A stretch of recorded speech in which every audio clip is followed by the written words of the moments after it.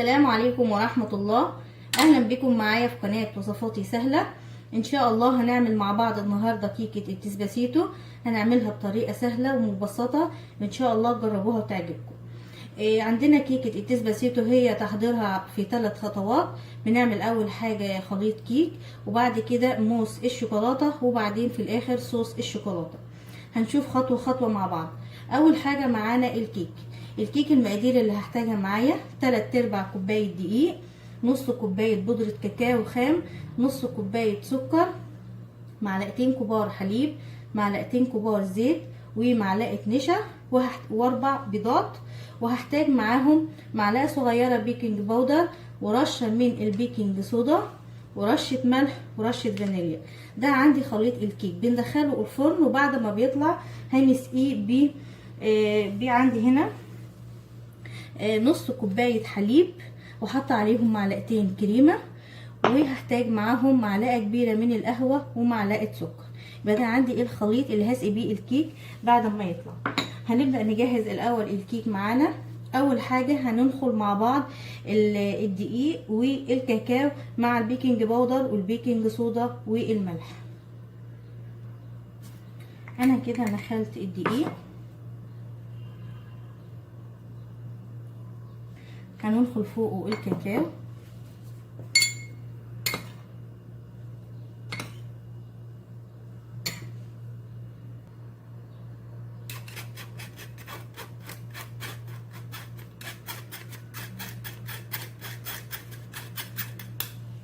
وبعد كده هضيف النشا والملح والبيكنج صودا والبيكنج باودر.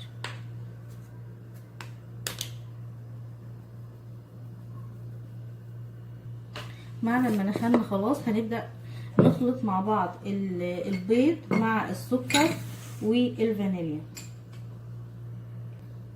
عندي هنا ال4 بيضات، ويكونوا بدرجة حرارة المطبخ. هضيف عليهم السكر ورشة الفانيليا، بعدين هنخلطهم مع بعض لحد ما يبقى اللون بتاعه فاتح قريب من لون الكريم.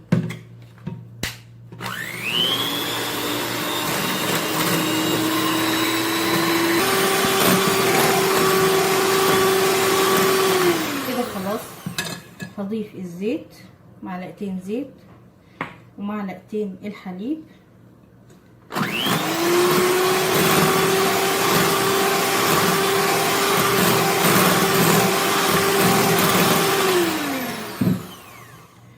وبعد كده بقى بالسباتيو هضيف خليط الدقيق والكاكاو ده مع بعض، وهنقلب بالراحه.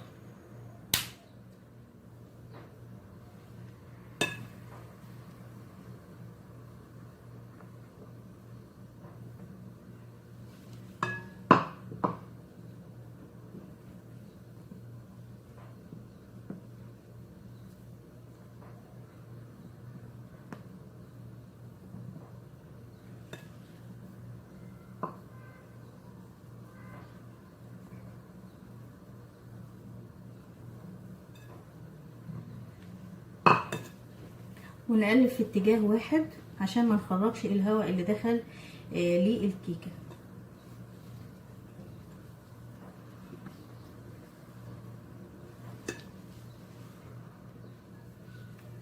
انا عندي هنا حاسه ان الخليط تقيل شويه، هضيف كمان معلقه حليب وهقلب.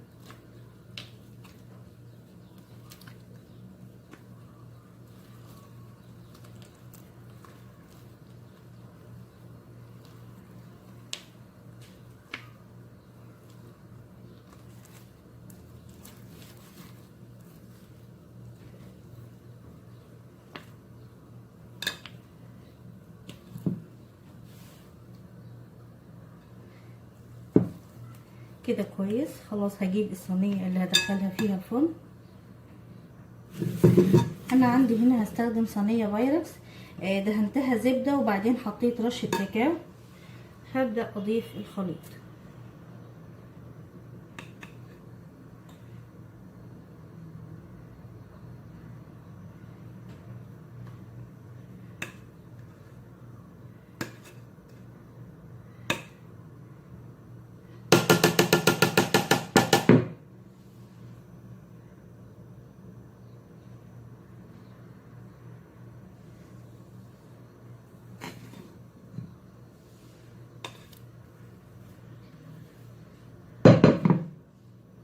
انا مسخنه الفرن على درجه حراره 180. يعني انا شغلاه من قبل ما ابدا اخلط المكونات دي مع بعض. هيقعد حوالي في الفرن تلت ساعه عشان الكميه بسيطه في الصينيه، فمش هيقعد اكتر من تلت ساعه. هندخله الفرن ان شاء الله، وبعد كده هنشوفه مع بعض بعد ما يطلع. عندي هنا الكيكه بعد تلت ساعه خلاص استوت. قفلت عليها الفرن وبعدين سبتها 5 دقايق.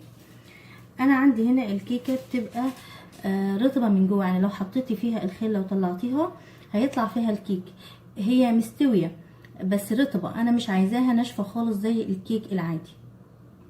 انا عندي هنبدا نخرمها علشان نسقيها. هذا حتى هتشوفي اللي بيطلعوا منه هي مستويه، متقلقوش يعني ما هياش عجين، لا هي كيكه، بس هي كيكه رطبه. هبدا بس كده اخرمها. بعد كده هسخن الحليب بالكريمه، وبعدين هدوب فيها معلقه القهوه ومعلقه السكر وهسقي بيها الكيكه. انا عندي الكيكه رطبه، فانا هحط 3-4 معالق بس من كميه الحليب بالقهوه. لكن لو انت مش حابه الكيكه رطبه وحابه تنشفيها قوي زي الكيكه العاديه، بتسيبيها في الفرن كمان 5 دقايق، وبعد كده بتسقي بيها النص كوبايه كلها من الحليب والقهوه. لكن اصل كيكه الديسباسيتو اصلا ان هي بتبقى رطبه شويه، مش ناشفه زي الكيكه العاديه. اللي هحتاجه عندي هنا للطبقه التانية بودرة كريم شانتيه 150 جرام، او ما يعادل 12 معلقة كبيرة من بودرة الكريم شانتيه، معلقة كبيرة سكر ورشة فانيليا.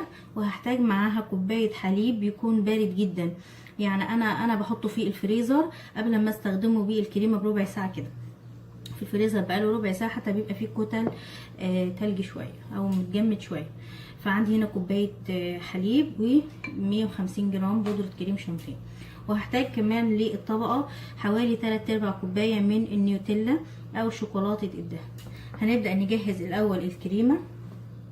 هضيف السكر والفانيليا، لو مش حابة تضيف السكر ممكن تستغنى عنه، لكن هي دايما الكريمة طعمها مش بيبقى ظابط قوي الا لما بنضيف ليها كده معلقة سكر. وبعدين هضيف الحليب، حتى فيه كتل اهوت لانه لازم يبقى بارد جدا عشان الكريمه تظبط معاكي. وبعدين هنبدا نخفق.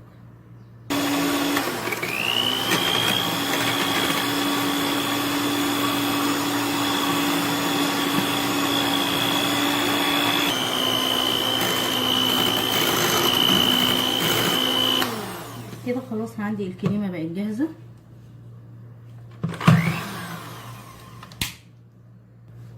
بعد كده هضيف ليها شوكولاتة البندق او كريمة البندق، وهنبدأ نخلطهم مع بعض كويس.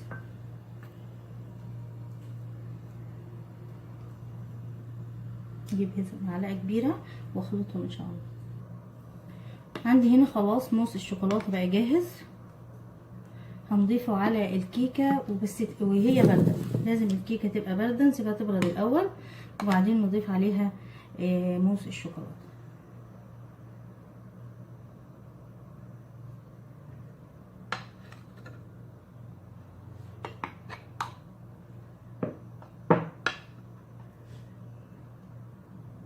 هنسويها.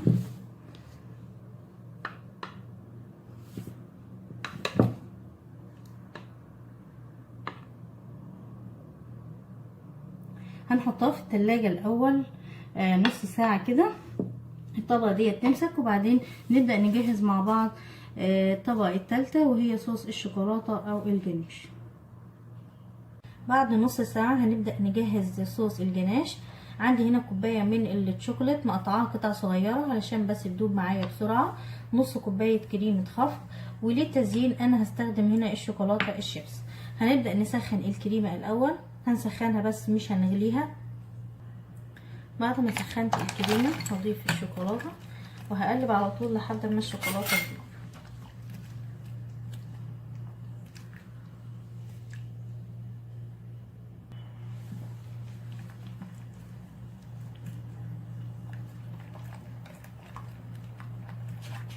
كده خلاص الشوكولاتة دابت.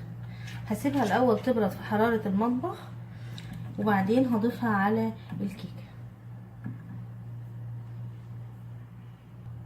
انا هنا بعد ما الجناش برد هبدأ اضيفه على الكيكه.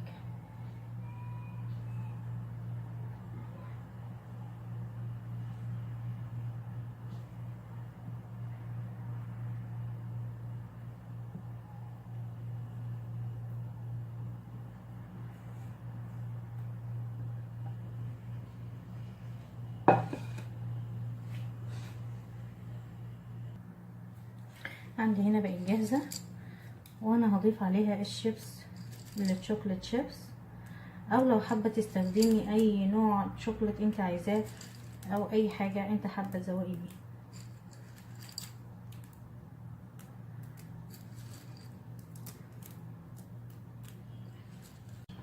ولو حابه تضيفي برضو بعد الشوكولات شيبس الابيض.